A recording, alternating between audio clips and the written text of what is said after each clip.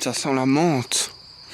Ça donne envie de humer, de faire rentrer toutes les petites particules de menthe qu'il y a dans l'air à l'intérieur de son nez.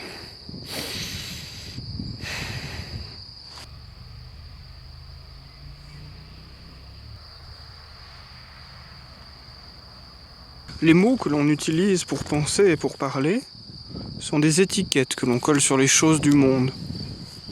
Et j'aime beaucoup ne pas être esclave de ces étiquettes.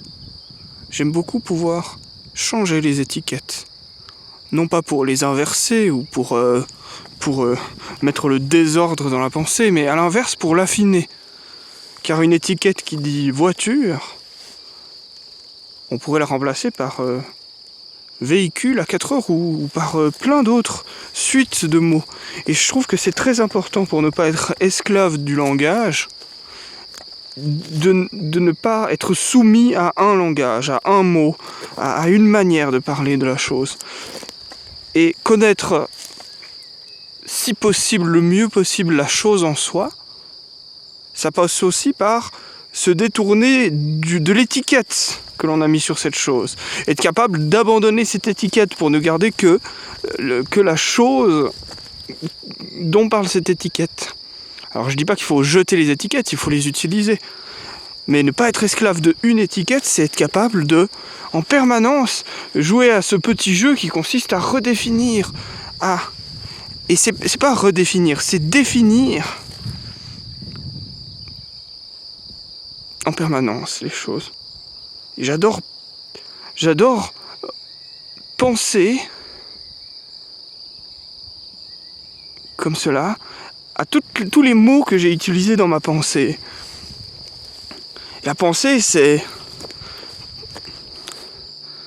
un acte d'organisation des symboles et des sens dans notre esprit. Et les mots, c'est ces sens, justement. Donc c'est des étiquettes que l'on colle sur les choses.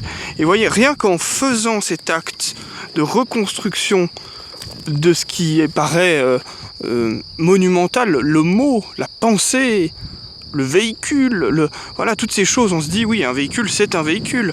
Mais à chaque fois qu'on a cette espèce d'envie de définir la chose par la chose elle-même, c'est qu'on peut creuser.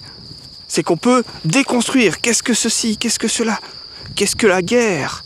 Qu'est-ce que la vie? Qu'est-ce que la mort? Qu'est-ce que toutes ces grandes choses? Eh bien, en les déconstruisant, en analysant de quoi elles sont faites, de quoi elles sont le rapport, eh bien, on pense plus finement le monde. Et quand l'on pense plus finement le monde, l'on est moins en désaccord avec lui.